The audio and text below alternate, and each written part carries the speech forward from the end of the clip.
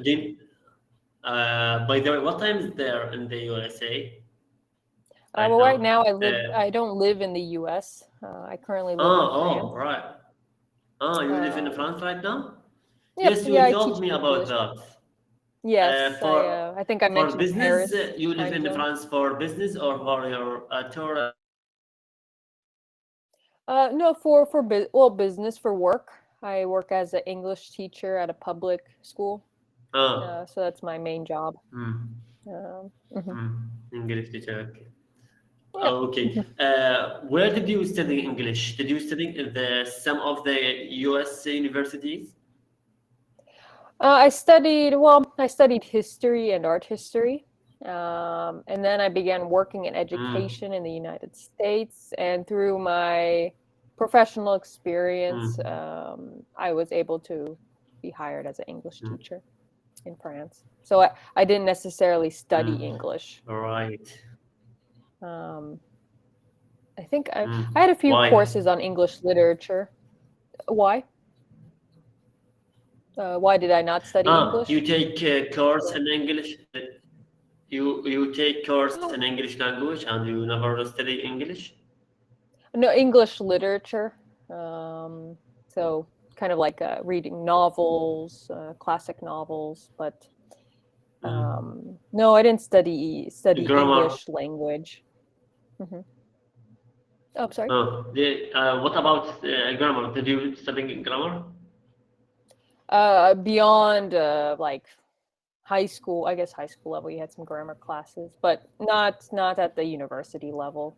But not English grammar. I studied French grammar, but not English grammar. No. Okay. By the way, Hmm. I get certificate from Cambly. No, okay, very nice. Well, for what is it for a certain skill or subject? I can't read it, This is. actually, but Would you like congratulations. to read this certificate? Oh, thanks. This certificate to Yes. successfully complete the 15 hours in talking with the tutors in Cambly. No. Oh, that's very nice, actually. Excellent. So you have some experience Yes. using Okay. Cambly. Let's add. Uh, yes.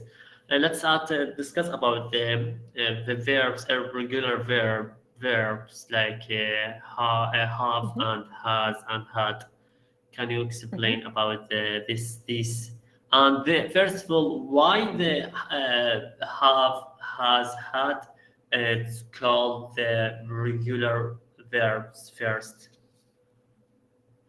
Why is well have is it follows the same pattern as other English verbs, like for example, it's a bit irregular, but if we take the example like walk, so let's see, you said we have has, had, and have. Maybe not in that order, but yes, our verb to have. Yes. If we compare it to walk, for example, we have I walk. That stays the same in the present tense. So we say I walk, you walk, she walks. We have the S, of course. Which Same with yes. have. Ooh, I. okay. Which tense we She should use walked. have and has first? Okay, yes, so I'll get to that. So we have, for example, have, to have. If we want to say in present tense, we have I have, you have, and then stays the same. The only one that changes is with he and she. She has.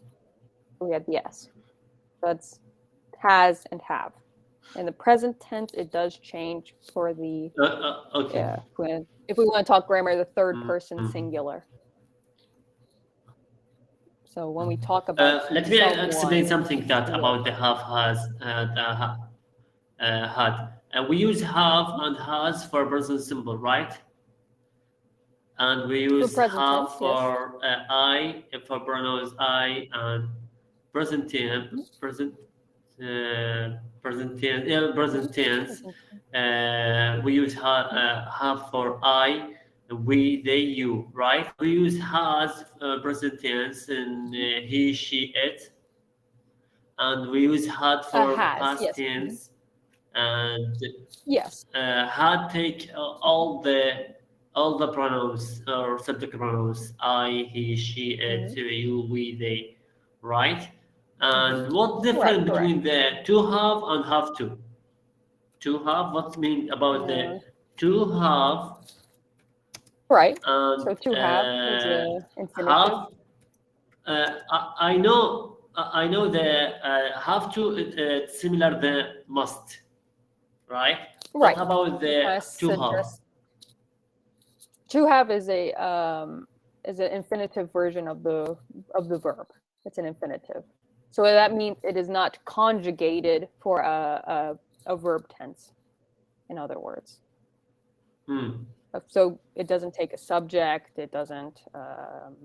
It's not past, present, future. It's just an independent verb. To have its infinitive verbs. Yeah, it's an infinitive. That's what we say in grammar. If you study grammar, that's the, I guess, proper term. Infinitive verb. Yes. Form.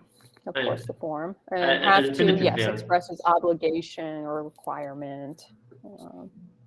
Like if you said, I have to go to the store, that means you must. Like you said, you must go to the store.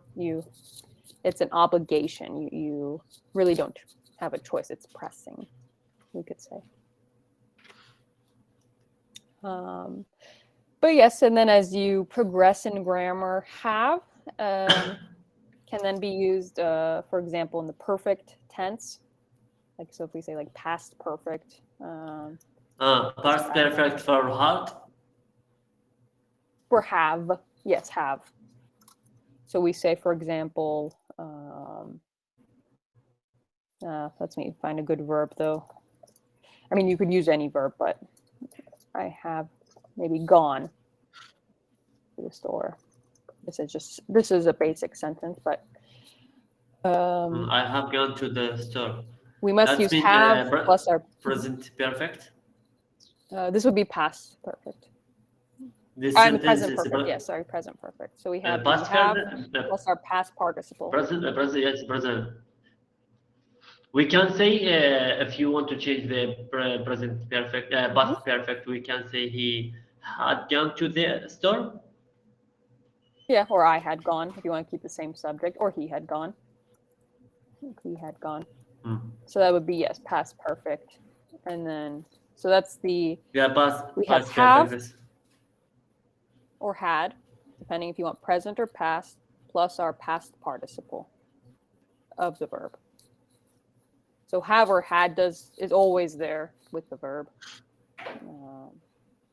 And then we add our past participle. In this case, this is a conjugation of to go. We can say they had gone to the store.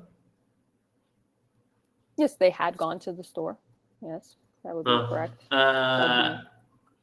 We can say had gone to the store.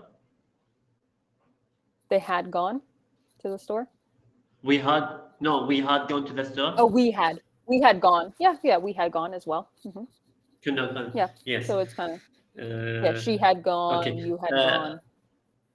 Okay, but you should tell me about. I ask you, but you don't tell me about. Or don't you answer me about why these verbs regular have, has, had? Why are they regular? These?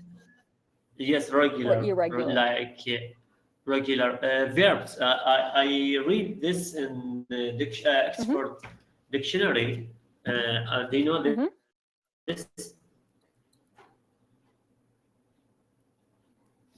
In the Oxford Dictionary. Yeah, okay. Yes, Oxford Word Power. Word Power, sorry. Word Power, yes. I haven't read it personally, but I see it. Yes, Word Power. I read it in about these verbs. We called Appendix 5, page 873, we name it these verbs are irregular verbs. Why are these verbs called the export word power? It's regular verbs. Be, Yes. do, have. The three verbs. Yes. Can you tell me about the reason why they called the regular verbs? Be, to be, they classify as regular.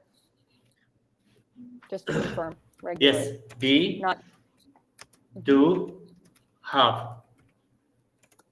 But you said regular or irregular? Yes. No. Irregular. Yeah, I want to irregular, clarify, not make regular. sure. Irregular. Yes, okay. That Yes. makes more sense, yes.